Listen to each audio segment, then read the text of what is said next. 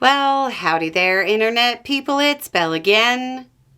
So today, we're going to talk about Trump giving U.S. intel a black eye. Normally, the phrase black eye in the intelligence world refers to a major failure when it comes to stopping an event from happening, or trying to make an event happen and failing, or just a totally bad assessment becoming the one that got relied upon.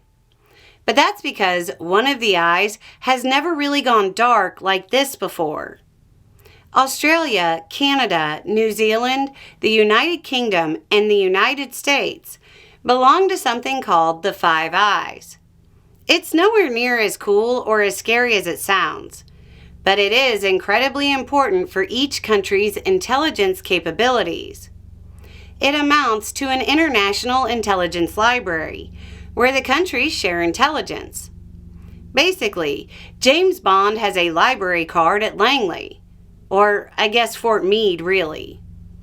But to continue the metaphor, now reporting is saying that M has revoked some U.S. library card privileges, and that the UK will no longer be sharing intelligence with the U.S. concerning the movement of illicit substances in the Caribbean. For Americans, it's important to understand that the British have all of those islands down there still, and that presence greatly benefits U.S. intelligence. American exceptionalism says we do everything ourselves. In real life, our man in the Lesser Antilles is probably in Montserrat and definitely has a posh English accent. The other thing for Americans to do real quick is just kind of think back to all the stuff the UK has been cool with over the years. All the things that didn't lead to an information sharing stoppage. It's incredibly safe to assume that the UK believes US actions striking boats south of our borders is unlawful. More importantly, it appears like they believe it's unlawful to the point that simply maintaining intelligence sharing makes them culpable or puts them at risk of losing means and methods.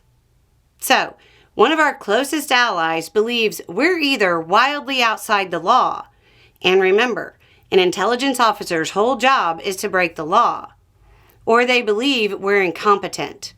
Or why not both, I guess. They aren't alone in their belief that U.S. actions are violating the law. Democratic Representative Joaquin Castro of Texas said, quote, "President Trump is ordering the U.S. Navy to conduct extrajudicial killings in the Caribbean and East Pacific, and inciting a potential illegal war with Venezuela. In doing so, Trump is subjecting U.S. service members to serious criminal liability. His actions now seem to put Allied service members, including British sailors, at risk of operating outside of British and international law. The United Kingdom has a choice on whether they want to participate in this illegal war President Trump is pulling them into. I sincerely hope they choose to not participate." He seems to have gotten his wish. Just for a little bit of extra intrigue, there's also word of a personnel issue raising tensions between Box 500 and the U.S. It sounds like Patel might have gone back on a pledge to keep a person in place. Special relationship indeed.